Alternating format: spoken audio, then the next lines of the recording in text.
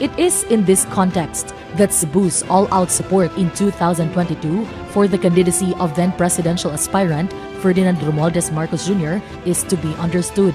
His message of unity resonated so well with the Cebuanos that they rallied behind this leader, giving him the highest votes ever cast by a province during the last elections.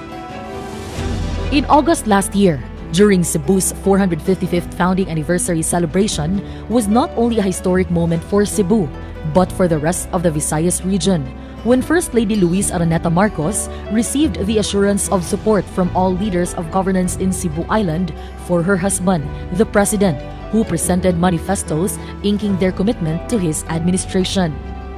The unity displayed by Cebu's leaders made a powerful impact on the other governors from the Visayas region. Present at the moment, they too pledged their unwavering commitment and support to the Marcos administration, sealing their solidarity by signing the manifesto on the wall. And may this, what we have witnessed this morning, snowball into a countrywide show of support as I challenge all of our 82 governors to lead the way. Such a gesture of support clearly touched the First Lady's heart.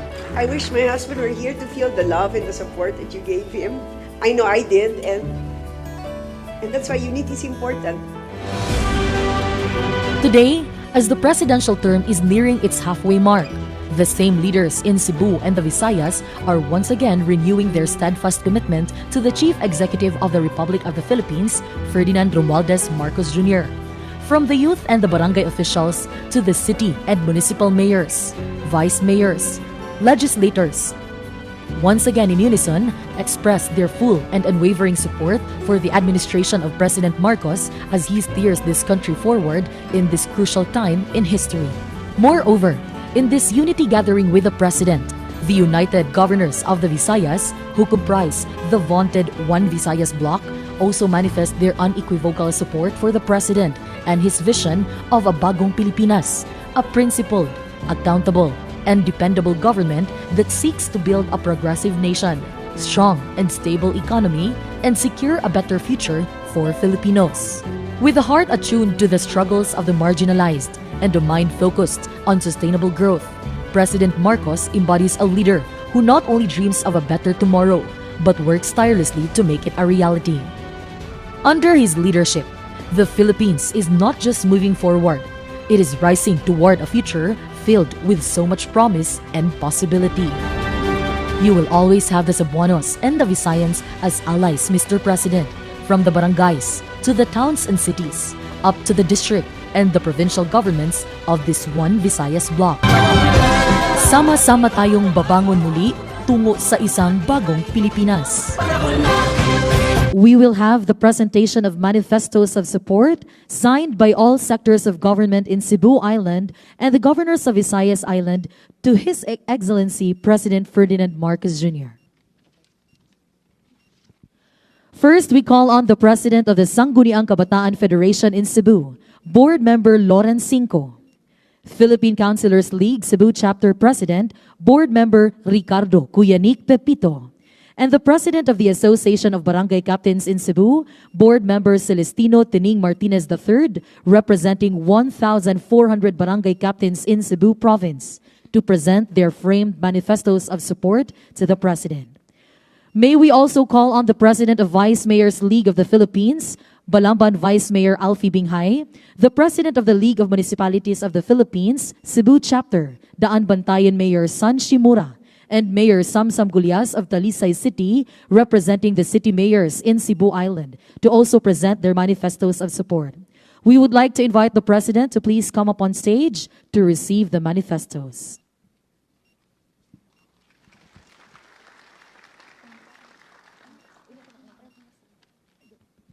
The manifesto is signed by 51 vice mayors in Cebu Province, including the tri-cities of Lapu-Lapu, Mandaue, and Cebu, while Mayor Shimura is representing 44 municipalities in Cebu Province.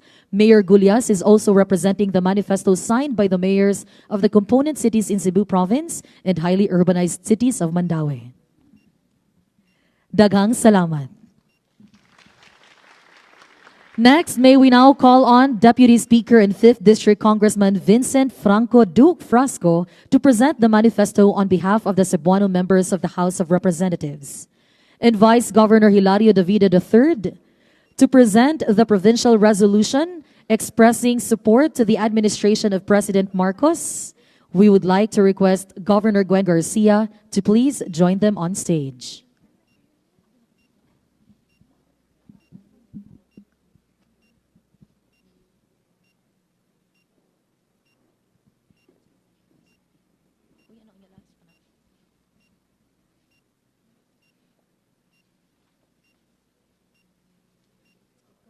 And finally, the manifesto of support from the governors of Visayas Islands. Dagang salamat, Deputy Speaker Frasco and Vice Governor Davide. And again, finally, the manifesto of support from the governors of Visayas Islands. We would like to request Governor Gwen to please remain on stage as you will be joined by your fellow governors from the Visayas.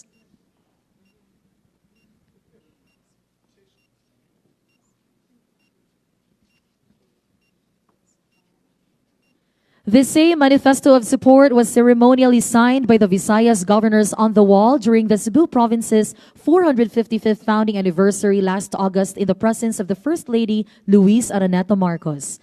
Now framed on a formal document and is now being presented by your honorable governors from the Visayas Islands. The manifesto states that the duly elected governors of the Visayas region stand together in our unwavering support for the administration of President Ferdinand R. Marcos Jr. and his vision for a bagong Pilipinas, recognizing the achievements of his administration.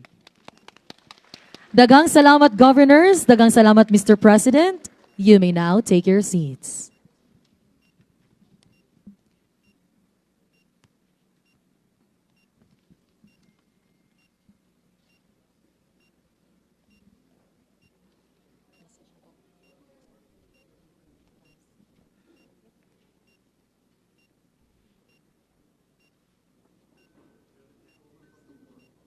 May we request late Governor, Governor Jericho Petilla. Good morning, Mr. President. To the cabinet members, also the ex-cabinet members, I see Ben-Hur Abalos here. Governor Gwen Garcia, our host. To the governors, the congressmen, mayors, and all public officials nandito ngayon, a pleasant good morning to all of us. Forgive me, Mr. President, because ngayon ko lang nalaman magsasalita pala ako dito. So, but I guess that's the role of the governor is to actually take the challenge every time we're faced with it. Let me tell you a story about the first time I entered politics. I was in Congress at that time. I was a governor. But I was, of all places, and I have to tell you this, I was in the CR with fellow governors. One of the governors was a former congressman, served for 9 years as a congressman. So being naive, I asked him, bakit ka na governor? And he said, you know, Gov Petilia, the biggest insecurity of a congressman is a governor. That's why, when I graduated, I ran for governor. Sabi ko, oh, lucky you. So how is it now? Nabudol ako. Ang hirap pala ng trabaho na to. Next election, I'm going back to Congress. Because that is the job of the local government official. We go down to the nitty-gritty things of the challenges of our provinces and our towns. Hindi madali ang trabaho. Sabi ko, we're faced with everything from health to education to almost everything. At kung mitatakbuhan at sisisihin kami. And that's why I'm telling you this story, Mr. President, because if this is our job, how to keep our GDP growth rate at a certain rate and maintain it, how to keep the health of our people intact, the education and almost everything, including agriculture, how much more ang trabaho mo, Mr. President? I cannot imagine. In fact, if somebody asked me to run for president, seeing the kind of job and challenge that you have, we'd probably say, magbabarangay chairman na lang kami. So, saying that, Mr. President, the least we can do with the problems you're faced, with the challenges you have, the least we can do is show our support because it's not an easy task. I know sometimes nagsisisi ka, Mr. President, pero wag. Because kawawa naman ang buong Pilipinas kung ang leader natin is minsan nagsisisi. I think that's also true for all the mayors and the governors. We're here to serve. The least we can do is really help you out with your program. Whether we like it or not, we have one of the highest growth rate. I look at international arena. With all the wars going on right now, we seem to be spared because we're still out there doing well, whether the detractors believe it or not. And again, we're here because, actually, si Mr. President, parating nasa Leyte yan. Kasi taga Leyte yan. But I cannot tell you that. Baka magselos yung ibang governor. I cannot even mention that he was just in Leyte 2 weeks ago.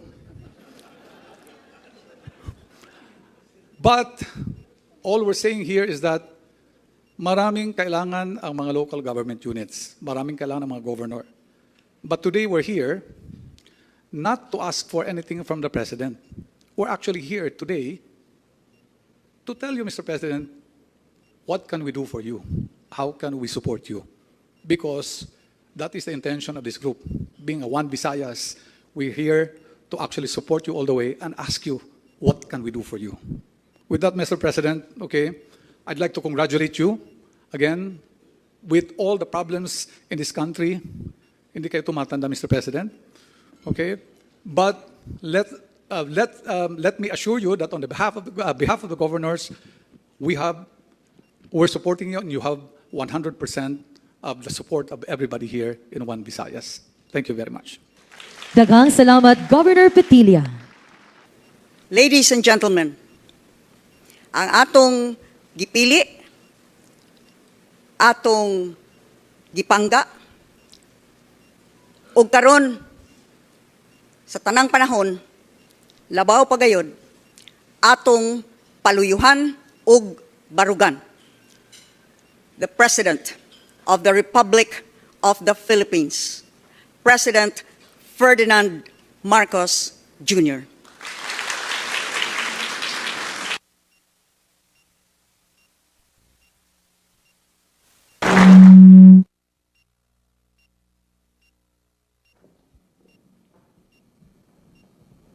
Thank you very much, Governor Gwendolyn Garcia. Please be seated for your kind introduction. And I know that is the standard phrase to use, but I must say your introduction was particularly kind.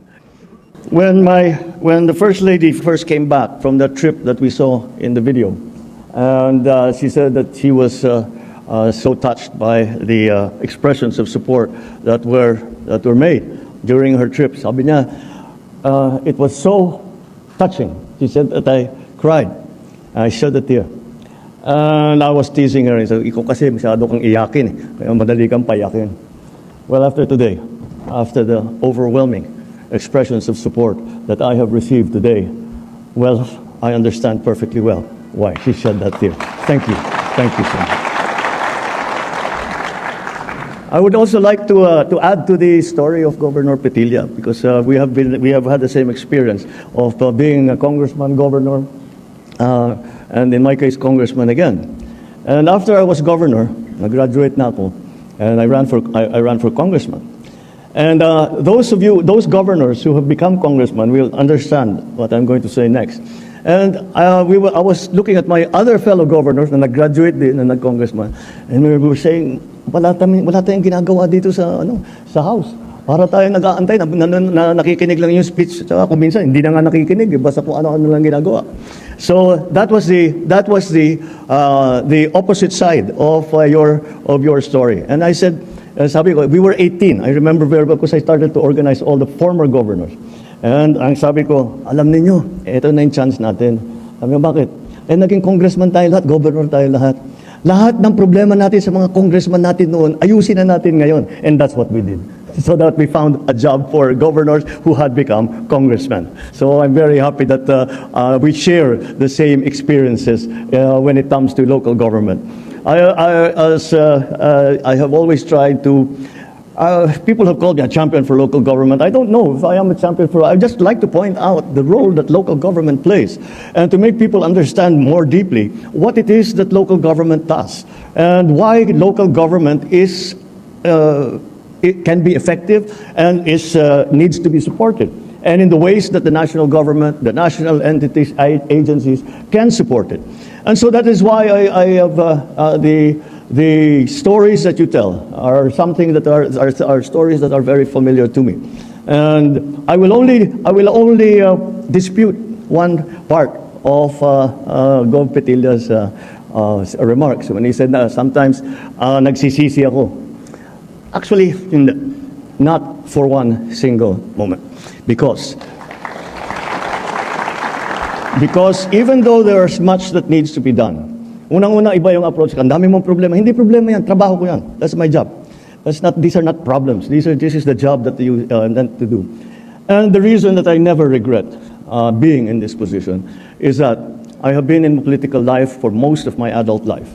And I can say with great confidence that being president, being of this service at this level, is the greatest honor and privilege that any human being can ever be granted by his own people. When we have succeeded in putting a program together, and you begin to see what are the effects of that program, I always think to myself, and I say to the people around me, napakaswerte natin na nagagawa natin ito para tulungan ang tao. And that is where I get my strength from. That is where I get my inspiration from. Not from the high levels of government, but from watching ordinary people and knowing somehow, I have been granted a privilege and the opportunity to serve them and serve them well. Governors know this too. Governors, mayors, local government people know this too. Because our actions, as executives, our actions are direct.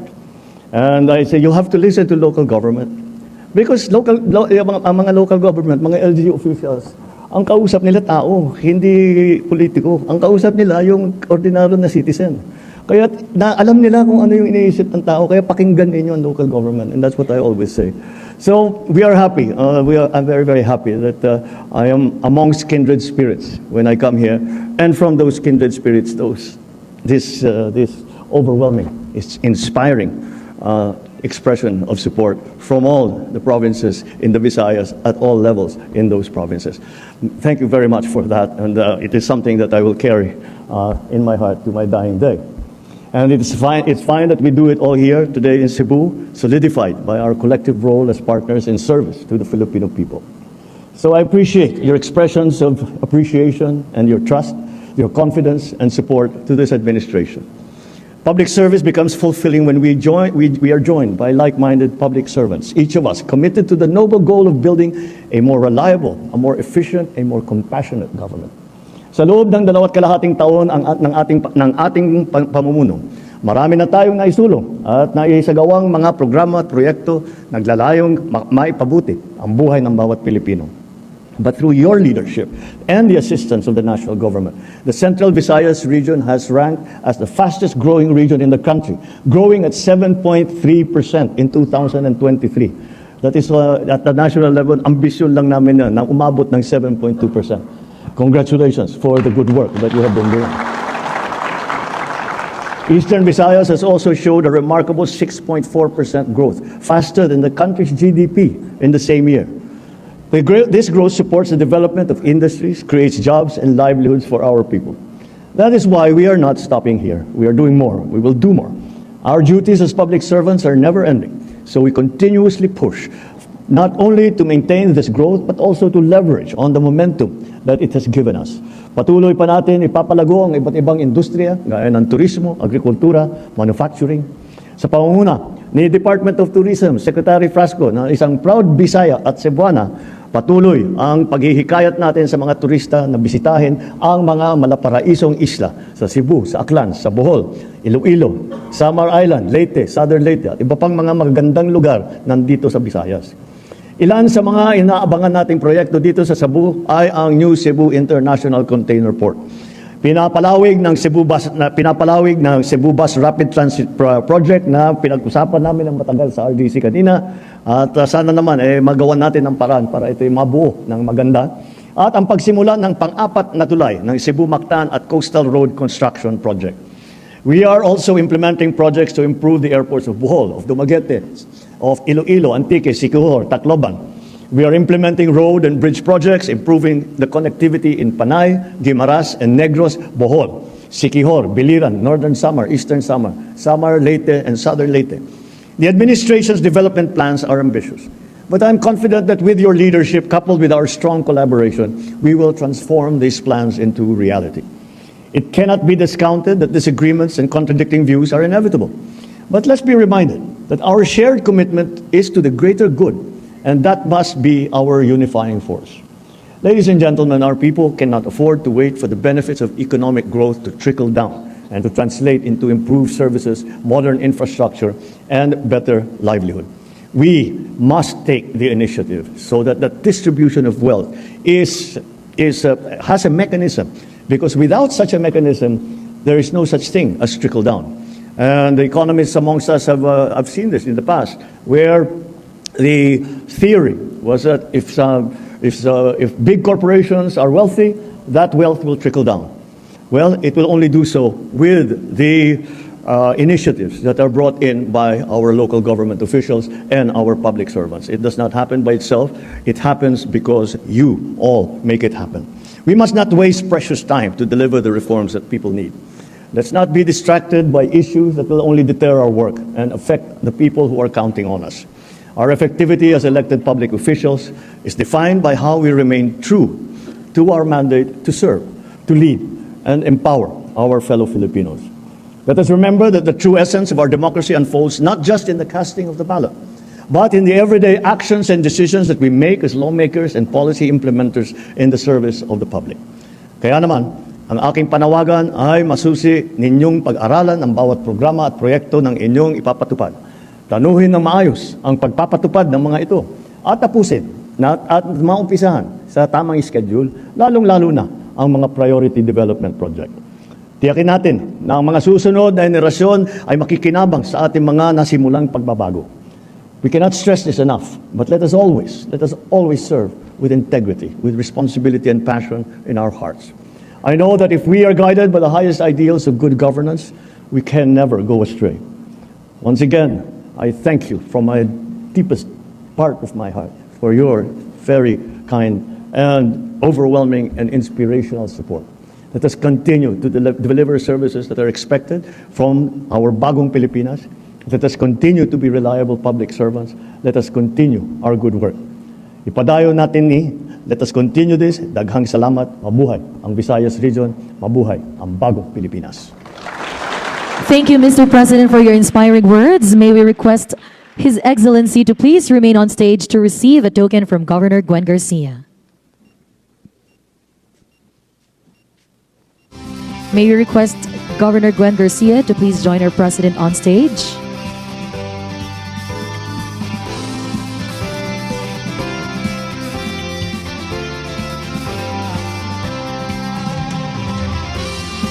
The Governor is joined by the members of the Provincial Board and our Vice Governor. They are presenting a sacred image of Señor Santo Niño de Cebu as a symbol of faith, hope, and protection. This token is not just a representation of Cebu's rich history and devotion, but also a prayer for the President's leadership.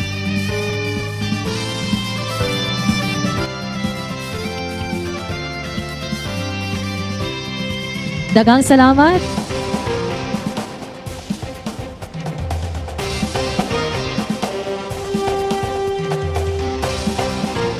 And now may we request the President to kindly grant us a photo opportunity. Thank you, Mr. President. That ends our photo opportunity.